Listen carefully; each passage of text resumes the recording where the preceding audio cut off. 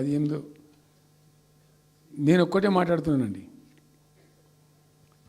Business meet పెడతాం, ఎంఓయూలు చేసుకుంటాం, ఏ ప్రభుత్వం చేయాల్సిందే. అడ్డగోలు జమాబందీ దానికి లెక్కలేని కథ అంటే ఏందన్నట్టు ఒక హైప్ క్రియేట్ చేసుడు. దీనికి ఆజుడు, దీనికి గురువు చంద్రబాబు నాయుడు. ఇప్పుడు చంద్రబాబు నాయుడు చెప్పిన లెక్కల బిజినెస్ వచ్చేది ఉంటే, ఎంఓయూలు సక్సెస్ అయ్యేది ఉంటే ఆంధ్రప్రదేశ్లో ఈ పాటికి 20 లక్షల కోట్లు వచ్చి ఉండాలి. ఆయన ఫస్ట్ టైం అలా సీఎం ఉన్నప్పుడు ఆ ఊళ్ళో పెట్టే కదా, వైజాగ్లో, అమరావతిలో కదా, వైజాగ్లో పెట్టిండు. వైజాగ్లో ఎవరు వెళ్ళి ఎంఓయూలు చేసిన వాళ్ళంటే వంట మనుషులు అని చెప్పిండ్రు. ఆ స్టార్ హోటల్లో బయట వంట మనుషులు, వాడు ఎవడ సప్లై చేసేటోళ్ళు, వాడు వచ్చి కూర్చోపోయి సంతకం పెట్టిండు వాడు పాపం. అవునా అండి, పాపులర్ అయింది అది. ఇప్పుడు మరి ఎక్కడ ఆ పెట్టుబడులు ఎక్కడ చెప్పండి. ఆఖరికి 10,000 కోట్లు అన్న రావాలి, 15 లక్షల కోట్లు, 6 లక్షల కోట్లు, 8 లక్షల కోట్లు.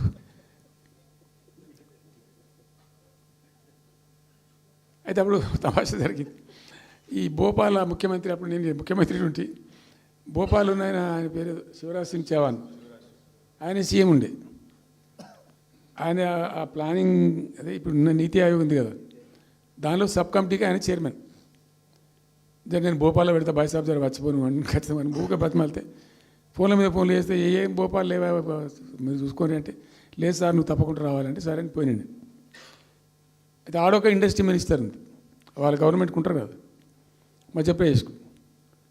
ఆమె వచ్చి నీ కొడుకు వచ్చి బాగా ఆగమాగం చేస్తానని మమ్మల్ని అంటే, ఎందుకు చేస్తాడమంటే ఆయన అదొకటితోటి మాట్లాడి ఎక్కువ చేసుకుంటుండు బాగా అంటే, నువ్వు కూడా అన్నాడు గట్టిగా చెయ్యి.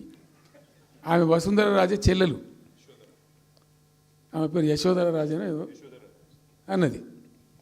అంటే నేను అంతకుముందు ఒక కొద్ది రోజుల ముందే నేను భోపాల్ పోవడానికి ఒక దాదాపు 2-3 మంత్స్ బిఫోరే మోడీ గారు వచ్చిండు. అక్కడ వచ్చి 14 లక్షల కోట్లకు ఎంఓయూ చేసి పడేసారు.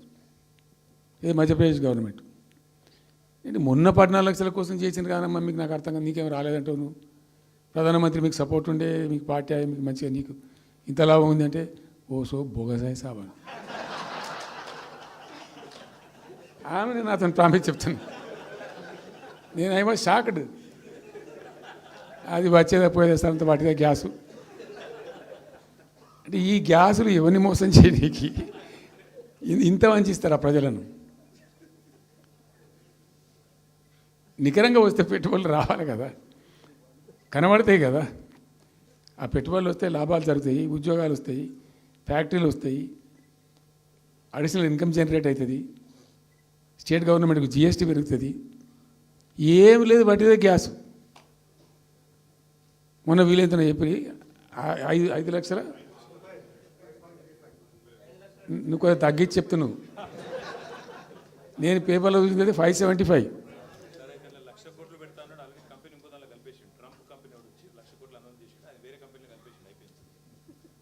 ఇట్లా ఇది ఏమి ట్రంప్ ఓడికి గింపి ఇదంతా ఏం పంచాయతీ?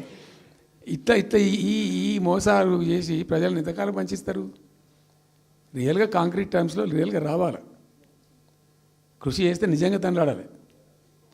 మా గవర్నమెంట్ వచ్చిన నాడు హైదరాబాద్ నుంచి సాఫ్ట్వేర్ ఎక్స్పోర్ట్స్ 57,000 కోట్లు ఉండేనండి. మేము దాన్ని 2,47,000 దాకా తీసుకుపోయినాం. స్టెప్ అప్ చేసుకుంటూ వాటిని నరికితే గాలిలో మాటలు చెప్తే వస్తాయా? మేము బిజినెస్ మీట్లు పెట్టలే, కాంక్లేవ్లు పెట్టలే, ఏమి లేదు, పరదాలు కట్టలే. బెస్ట్ పాలసీ చేస్తే ఆటోమేటిక్గా అట్రాక్ట్ అయి వస్తారు.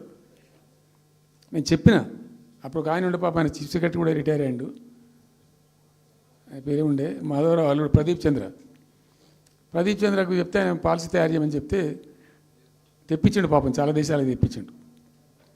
ఒక 50 సార్లు రిజెక్ట్ చేసిండు. ఇట్లా కాదు, నాకు కాంక్రీట్ కావాలి, ఇంకా మంచిగా కావాలని చెప్పి చాలా కష్టపడి చేసిండు. I must appreciate him. The best policy was brought in.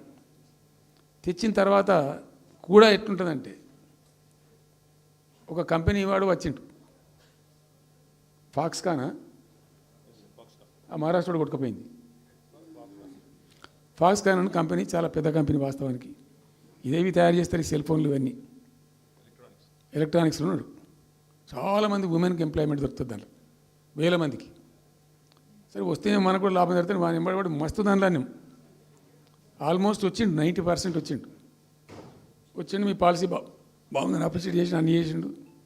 యాళ్ళకు వస్తే మహారాష్ట్ర ప్రభుత్వం 3,000 కోట్ల రూపాయలు వానికి నగదు ఇన్సెంటివ్ ఇస్తాను వాడు కొట్టుకుపోయాడు. 3,000 crores ఎదురిస్తేనే నీకు డబ్బులని తీసుకుపోయాడు. అప్పుడు మనకు అంత కెపాసిటీ లేకుంటే సరే రియల్ ట్రై చేస్తే, కాంపిటీషన్ ఉన్నప్పుడు ట్రై చేస్తే కొన్ని సందర్భాలు జరుగుతాయి, కొన్ని జరిగాయి. ఉన్నట్టు తెలుసు, కట్టండి కదా, నడుస్తుంది కదా, ఫ్యాక్టరీ స్టార్ట్ కూడా అయింది కదా ఆల్రెడీ. సో అట్లా రియల్ ఎఫర్ట్ చేస్తే కొంత జరిగేటువంటి ఆస్కారాలు ఉంటాయి. ఇప్పుడు వెల్స్పన్ కానీ వరంగల్లో వస్తున్నటువంటి మెగా టెక్స్టైల్ పార్క్లో కైటెక్స్ కానీ చాలా వాళ్ళు ఎంబడివాడి తనలాడి తిప్పలవాడి అది చేసి చేసి చేసి చేసి చేసి పట్టుకొస్తే ఓటీ ఓటీ ఓటీ ఓటీ సమకూరుకుంటూ పోతుంటుంది. కానీ వట్టి హైప్ క్రియేట్ చేసి మందిని మోసం చేసి ఎన్ని రోజులు ఇస్తారు.